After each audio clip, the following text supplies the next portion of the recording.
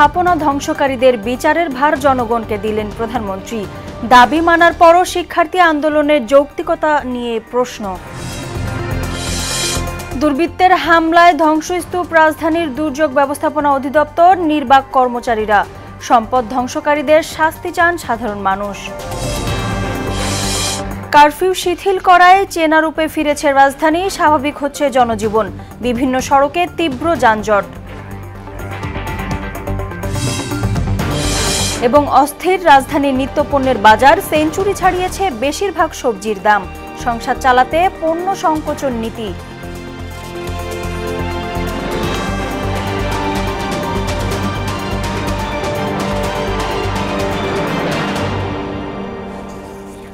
আসসালামু আলাইকুম, সবাইকে মোহনা সংবাদে স্বাগত। শুনছিলেন শিরোনাম, সঙ্গে আছি নাদিয়া নাহিদ।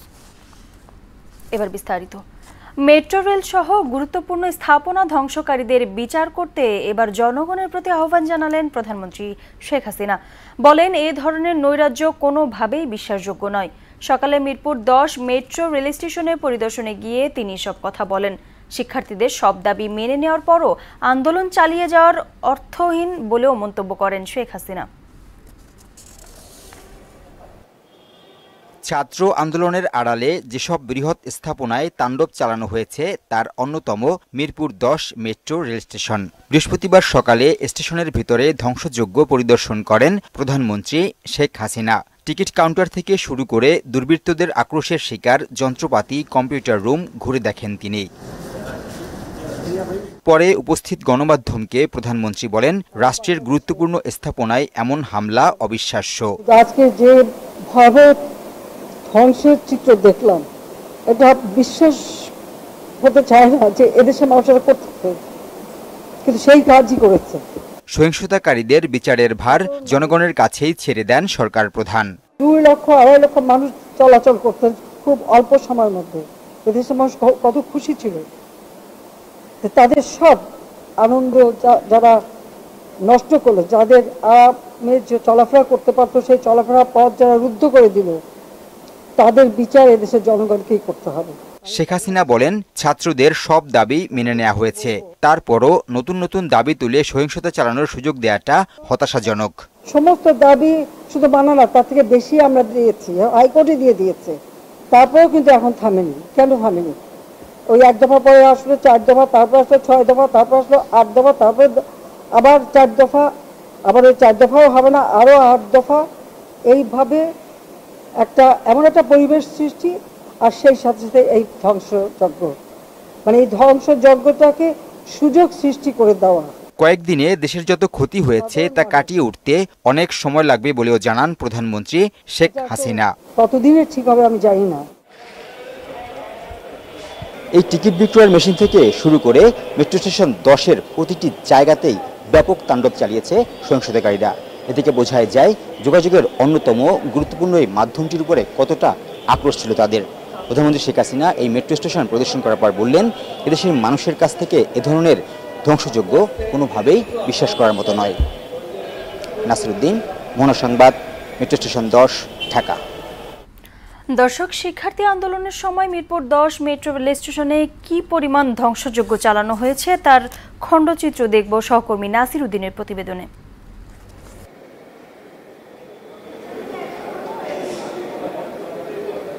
মেট্রো রেলের 10 নম্বর স্টেশনে কী পরিমাণে ধ্বংসযজ্ঞ চলেছে 17 জুলাইয়ের পরে, যেখানে এখানে হামলা হয়েছে, যখন আমরা একটু দেখাতে চাই। মেট্রো রেলের 10 নম্বরের যে স্টেশনটা, একেবারে স্টেশনের দোতলায় ওঠার পর থেকে কাউন্টার থেকে শুরু করে ইন হওয়ার গেট, আউট হওয়ার গেট, কিংবা যেখান থেকে পাস দেওয়া হয়, টিকিট কাটা হয়, প্রত্যেকটি জায়গাতে ব্যাপক ধ্বংসযজ্ঞ হয়েছে। পুরো কাজ, যে দেয়ালের কাজগুলো, সবগুলোকে ভেঙে ফেলা হয়েছে এবং ভিতরে যেভাবে তাণ্ডব চালানো হয়েছে, সেই ছাত্র আন্দোলনের আড়ালে যে সহিংসতা হয়েছে গেল 18 জুলাইয়ের পর থেকে 20 জুলাই 21 জুলাই পর্যন্ত, তার ভিতরে অন্যতম সহিংস ঘটনা ঘটেছে এই 10 নম্বরের মিরপুরের মেট্রো রেলকে ঘিরে। 10 নম্বরে হয়েছে ব্যাপক তাণ্ডব, এবং যে স্টেশনটি আমরা এখন দেখছি যে প্রত্যেকটি কাজ কিভাবে ভাঙা হয়েছে এবং যেখানে টিকিট কাউন্টারগুলো, টিকিট কাটা সব জায়গাতেই এ ধরনের ধ্বংসযজ্ঞের চিত্র পুরো স্টেশন জুড়েই আমরা দেখেছি। এবং শুধু এই 10 নম্বর না, কাজীপাড়া, শেওড়াপাড়ায় স্টেশনেও ভাঙচুরের চেষ্টা চালানো হয়েছে। এবং মিরপুরের 10 নম্বরে 18 জুলাই সেদিন যে ধ্বংসযজ্ঞ, সেটি এই চিত্র পুরো মেট্রো স্টেশন দোতলার জুড়েই এভাবে যতগুলো। এবং একটি বিষয়, এখানে যখন সহিংসতাকারী যখন প্রবেশ করে, তারা কিন্তু এখানের যে ক্লোজ সার্কিট ক্যামেরা সেটিও ভেঙে ফেলেছে। অর্থাৎ পরিকল্পনার আওতায়, পরিকল্পনা মাফিকভাবেই তারা এই মেট্রো স্টেশনে ভাঙচুর চালিয়েছে। এবং দেখার মতো অবস্থায় দেখা যাচ্ছে যে পুরো স্টেশনটাকেই তারা এক ধরনের ভেঙে চুরে দুমড়ে মুচড়ে ফেলার মতো পরিস্থিতি তারা যেতে চেয়েছিল, এবং সেটি তারা করতে পেরেছে। অর্থাৎ মেট্রো রেল ঘিরে সহিংসতা, অর্থাৎ সরকারের যতগুলো উন্নয়নের কর্মকাণ্ড যেগুলো হয়েছে, যেগুলো মানুষের সেবার জন্য কাজে লাগতো, মানুষের উপকারের জন্য কাজে লাগতো, প্রায় প্রতিটি প্রতিষ্ঠানকেই, প্রতিটি স্থাপনাতেই কিন্তু এ ধরনের তাণ্ডব চলেছে এই সহিংসতাকে কেন্দ্র করে। এদিকে রাজধানীর মহাখালীতে দুর্বৃত্তদের হামলায় নিশ্চিহ্ন হয়েছে দুর্যোগ ব্যবস্থাপনা অধিদপ্তরের অর্ধশতাধিক গাড়ি, সার্ভার রুম সহ গুরুত্বপূর্ণ রাষ্ট্রীয় সম্পদ।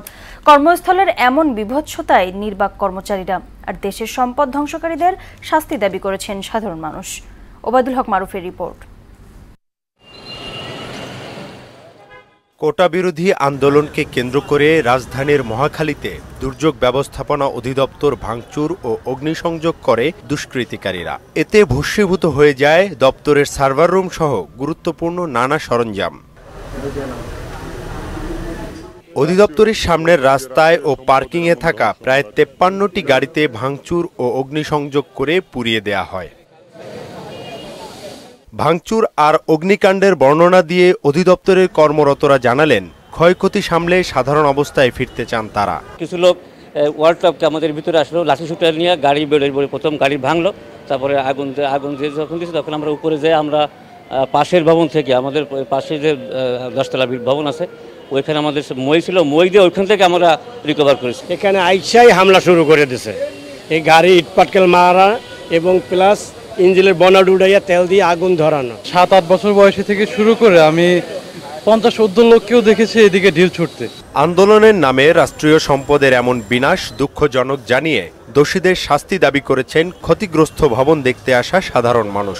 যারা আহত হয়েছে, নিহত হয়েছে, তাদের প্রতিও আমাদের ভীষণ খারাপ লাগতেছে যে রাষ্ট্রীয়ভাবে একটা ক্ষতি হয়ে গেল। সরকারের যে ক্ষতি হয়েছে, এটা জনগণের টাকা, জনগণের জানমালের ক্ষতি হয়েছে। আমরা দৃষ্টান্ত শাস্তি চাই। আন্দোলনের নামে রাষ্ট্রীয় সম্পদের এমন তছরূপ আর দেখতে চায় না এখানে কর্মরত সহ দেশের সাধারণ মানুষ।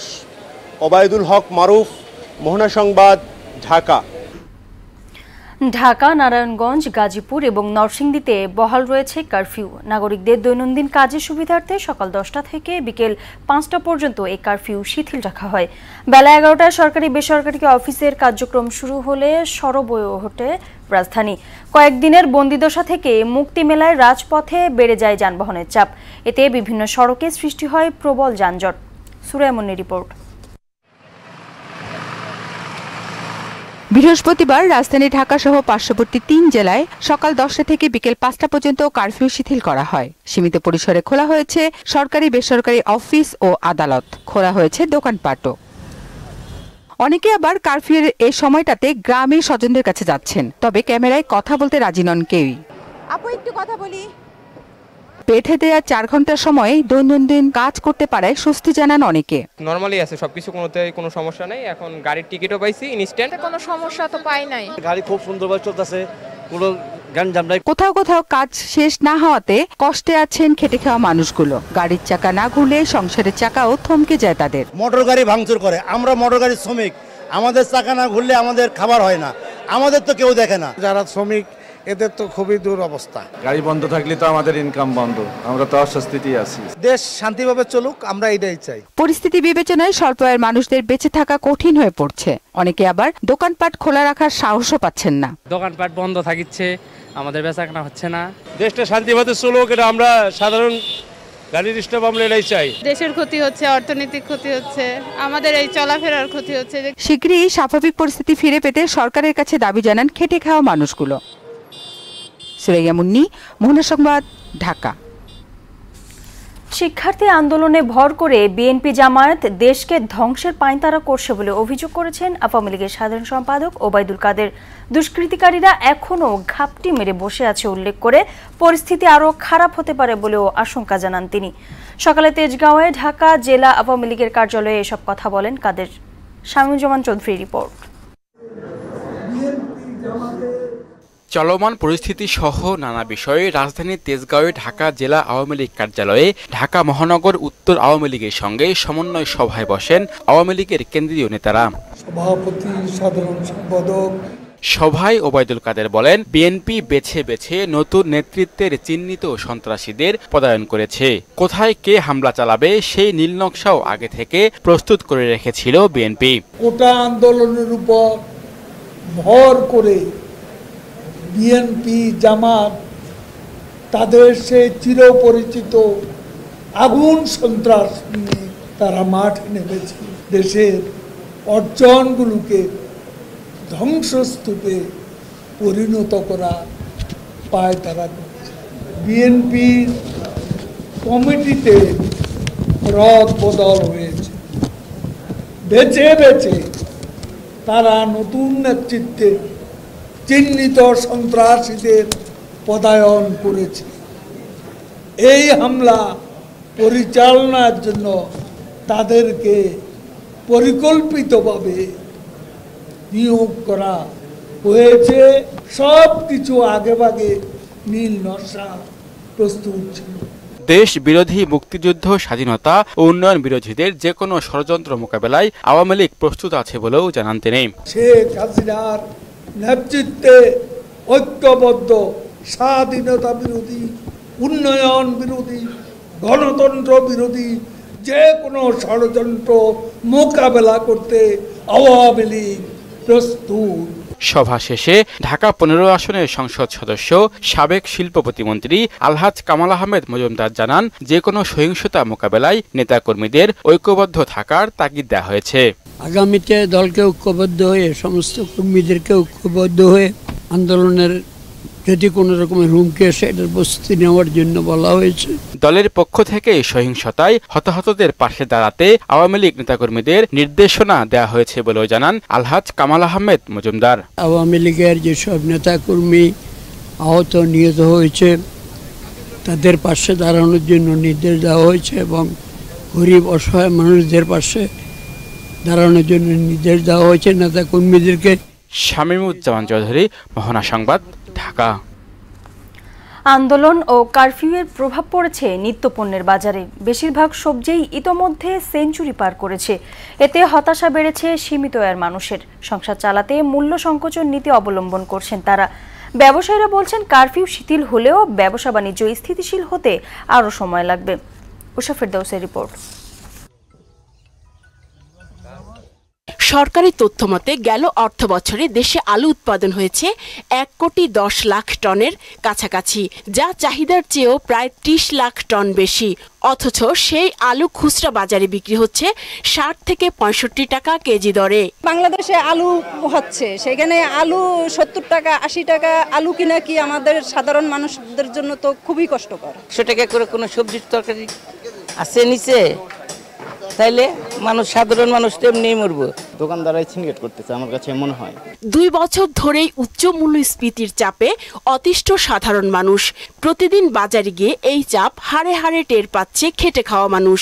আলু 60 টাকা কেজি, 70 টাকা কেজি, পেঁয়াজ 120 টাকা, কি খামু? 3 দিন ধরে তো ডাইলি পাক করতে পারি না, কেমনে করবো? টাকাই তো নাই। দোকানদাররা কাঁচামাল যখন বেচে, মরিচ, শাক, সবজি সবকিছু রেট বাড়তি ডাবল বেচে। গত কয়েকদিনের সহিংস ঘটনায় দেশের নিত্যপণ্যের সরবরাহ ব্যবস্থা প্রায় ভেঙে পড়ে, যা চলমান রয়েছে কারফিউয়ের কারণে। খুচরা বাজারে তো বাড়াইছে, দেখা গেছে ওরা নানা বাহানা দিচ্ছে যে গাড়ি আসতে পারতেছে না, কোম্পানি মাল দিচ্ছে না। 1 সপ্তাহ 2 সপ্তাহ যে কারফিউ দিয়ে রাখছে, দেশের যে পরিস্থিতি ভালো না। এখনো অধিকাংশ সবজি শতকের ঘরে। বেগুন, করলা, বরবটি, কচুরলতি সবই সেঞ্চুরি হাঁকিয়েছে। কৃষিরা যে ইয়েটা আছে না, চাষ করে, ওরা তো ন্যায্য মূল্য পায় না। ব্যবসাদের এটা সিন্ডিকেট। এটা গত সপ্তাহে 120 টাকা করে, আজ 200 টাকা, 80 টাকা বেশি কেজি। ডিমের দামেও আসেনি স্থিতিশীলতা। ডজন প্রতি বিক্রি হচ্ছে 150 টাকায়। প্রতি গাড়িতে আপনি 7,000 8,000 টাকা বেশি নিতেছে। এতে ডিমের দামটা এখানে বইরা যেতেছে বেশি। বাজারে চাষের মাছের দাম বেড়েছে কেজিতে অন্তত 50 টাকা। সবখানে সরবরাহ সংকটের অজুহাত। গাড়ি কম আসতেছে, মাছের দাম বেশি, এর জন্য সব মাছের দাম বেশি। ইলিশ মাছ 1700 টাকা কেজি, চিংড়ি মাছ হইলে 1200-1400 টাকা কেজি, কই মাছ হলো 250 টাকা কেজি, আগে বেচতাম 200-220। উষা ফেরদৌস, মোহনা সংবাদ, ঢাকা। দর্শক, আবারও ফিরছি কারফিউ প্রসঙ্গে। রাজধানীর সার্বিক চিত্র তুলে ধরছেন সহকর্মী এমআর আসাদ। 5টা থেকেই যে চলমান কারফিউ রয়েছে সেটা শিথিল হয়ে যায় নিয়ম অনুযায়ী, কিন্তু রাজধানীর যে সড়কগুলো রয়েছে সেই সড়কগুলোতে যদি আমরা এখন তাকাই, আমরা দেখতে পাচ্ছি যে এখনও কিন্তু সড়কগুলোতে বেশ গাড়ির যানবাহন, গণপরিবহন কিংবা ব্যক্তিগত পরিবহন যেগুলো রয়েছে সেগুলো কিন্তু অনেক চাপ রয়েছে। সকাল 10টা থেকেই কারফিউ অনেকটাই শিথিল করা হয়, কারণ 11টা থেকে বিকেল 3টা পর্যন্ত অফিসের জন্য সময় নির্দিষ্ট করা হয়েছে এবং বিকেল 3টের পর থেকেই অফিস থেকে যারা কর্মজীবীরা রয়েছেন তারা বাড়ির উদ্দেশ্যে আসলে বাড়ি ফেরার তাদের সময়, এবং এই সময়টাতেই কিন্তু গাড়ির চাপ ছিল, যেটা কিন্তু এখন 5টার অতিক্রম হওয়ার পরও কিন্তু আমরা দেখছি যে সড়কগুলোতে যানবাহনের চাপ রয়েছে। এছাড়া যে বিষয়টি আমরা দেখেছি যে রাজধানীর যে গুরুত্বপূর্ণ স্থানগুলো রয়েছে, যে জায়গাগুলোতে আইনশৃঙ্খলা রক্ষাকারী বাহিনীর সদস্যদের সঙ্গে সঙ্গে সেনাবাহিনীর সদস্যরা মোতায়েন রয়েছেন, সেখানেও আমরা দেখেছি যে তাদের তল্লাশি বা চেকপোস্টগুলোর নিরাপত্তা জোরদার করা হয়েছে। এবং এছাড়া যে বিষয়গুলো রয়েছে যে আসলে রাস্তায় কিন্তু গণপরিবহন কিছুটা দেখা গেলেও তুলনামূলকভাবে অন্যান্য সময়ের থেকে কিন্তু অনেকটুকুই কম, কারণ এই যে সংঘর্ষের কারণে এবং কারফিউর কারণে কিন্তু খুব বেশি সংখ্যক গণপরিবহন কিন্তু আসলে সড়কে নামেনি। তারপরও সারাদিন যে সময়টুকু আসলে অফিস টাইম ছিল সে সময়ে রাস্তায় অনেক গণপরিবহন ছিল, এবং এখন পর্যন্ত আমরা দেখছি যে শিথিল হওয়ার যে সময়টুকু পার হয়ে যাওয়ার পরও রাজধানীর সড়কগুলোতে যানবাহনের চাপ রয়েছে। কুর্মিটোলা জেনারেল হাসপাতালের সামনে থেকে আমার কাছে এই ছিল সবশেষ। এদিকে ময়মনসিংহে সকাল 8টা থেকে সন্ধ্যা 6টা পর্যন্ত শিথিল রয়েছে কারফিউ। সহকর্মী রোবায়েত বাপ্পির কাছে জানবো সেখানকার পরিস্থিতি। আমি আছি এখন ময়মনসিংহের গাঙ্গিনারপাড় এলাকায়। আজকে কিন্তু সকাল থেকেই কিন্তু সকাল 8টা থেকে বিকেল 6টা পর্যন্ত কিন্তু কারফিউ শিথিল করা হয়েছে, যে কারণে কিন্তু শহরে লোকজনের সমাগম বেড়েছে। আমি যদি একটু দেখাতে চাই যে দর্শক, আপনারা দেখতে পাচ্ছেন যে এই যে ময়মনসিংহের যে সড়কগুলি আছে সেই সড়কগুলিতে কিন্তু বিভিন্ন যানবাহন চলাচল করছে, এবং লোকজন কিন্তু বিগত দিনের তুলনায় কিন্তু আজ অনেক বের হয়েছেন এবং দোকানপাট খুলেছে, এবং রাস্তা ঘাটে কিন্তু মানুষের যে যাতায়াত সেটা বেড়েছে। তো যদি বলা যায় যে কারফিউর শিথিল হওয়ার পর যে মানুষের যে কর্মচাঞ্চল্যতা সেটা কিন্তু ফিরে আসে, এবং তারা কিন্তু তাদের প্রয়োজন মেটানোর জন্য কিন্তু তারা রাস্তায় বের হয়েছেন, এবং ব্যবসা বাণিজ্যগুলোতে নিয়মিত যে পরিবেশ থাকে সেই পরিবেশ কিন্তু বিরাজ করছে। আমরা কিন্তু আইন শৃঙ্খলা রক্ষাকারী বাহিনীদেরকে দেখেছি যে তারা কিন্তু যানমালের নিরাপত্তার জন্য বিভিন্ন সড়কে কঠোর নজরদারি রেখেছেন, এবং তারা যেটি বলছেন যে কোনো ধরনের দুষ্কৃতিকারী যাতে মানুষের যানমালের ক্ষতি করতে না পারে তার জন্য কিন্তু তারা সর্বদা প্রস্তুত রয়েছেন। এবং জেলা প্রশাসনের পক্ষ থেকে যেটি বলা হয়েছে যে কারফিউ আইন যাতে সাধারণ মানুষ মেনে চলে সেটাও তারা প্রত্যাশা করেন। তো সব মিলিয়ে যদি বলি যে আজকের কারফিউর দিনে এই শিথিল অবস্থায় কিন্তু ময়মনসিংহের জনজীবন স্বাভাবিক রয়েছে। তো এই ছিল আমার কাছে ময়মনসিংহ থেকে কারফিউর শিথিলের সর্বশেষ। অলিম্পিকের খবর। প্যারিসে কাল থেকে শুরু হচ্ছে গ্রেটেস্ট শো অন আর্থ বৈশ্বিক ক্রীড়ার মহাযজ্ঞ অলিম্পিক্স। প্রথমবারের মতো কোনো স্টেডিয়ামে নয়, উদ্বোধনী অনুষ্ঠান হবে সেন নদীতে। আয়োজকরা বলছেন এমন কিছু করা হবে যা আগে দেখা যায়নি কখনোই। উদ্বোধনী আয়োজনের ভেন্যু এবার প্যারিসের প্রাণ সেন নদী। এই নদীতে সুসজ্জিত অনেক নৌকায় হাজার হাজার অ্যাথলেট ভেসে বেড়াবে। স্টেডিয়ামের ট্র্যাকে প্রতিবার যে কুচকাওয়াজ হয় এবার সেটি ভিন্নভাবে হবে নৌকায়। ফুটবল ও রাগবি দিয়ে অলিম্পিক্সের মাঠে লড়াই শুরু হয়ে গেছে বুধবার থেকে। 19 দিনের আসরে এবার লড়াই হবে 319টি সোনার।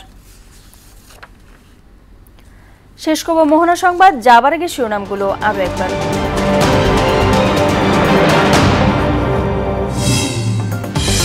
গুরুত্বপূর্ণ স্থাপনা ধ্বংসকারীদের বিচারের ভার জনগণকে দিলেন প্রধানমন্ত্রী। দাবি মানার পরও শিক্ষার্থী আন্দোলনের যৌক্তিকতা নিয়ে প্রশ্ন। দুর্বৃত্তদের হামলায় ধ্বংসস্তূপে রাজধানীর দুর্যোগ ব্যবস্থাপনা অধিদপ্তর। নির্বাক কর্মচারীরা সম্পদ ধ্বংসকারীদের শাস্তি চান সাধারণ মানুষ। কারফিউ শিথিল করায় চেনা রূপে ফিরেছে রাজধানী, স্বাভাবিক হচ্ছে জনজীবন, বিভিন্ন সড়কে তীব্র যানজট। এবং অস্থির রাজধানীর নিত্যপণ্যের বাজার, সেঞ্চুরি ছাড়িয়েছে বেশিরভাগ সবজির দাম, সংসার চালাতে পণ্য সংকোচন নীতি।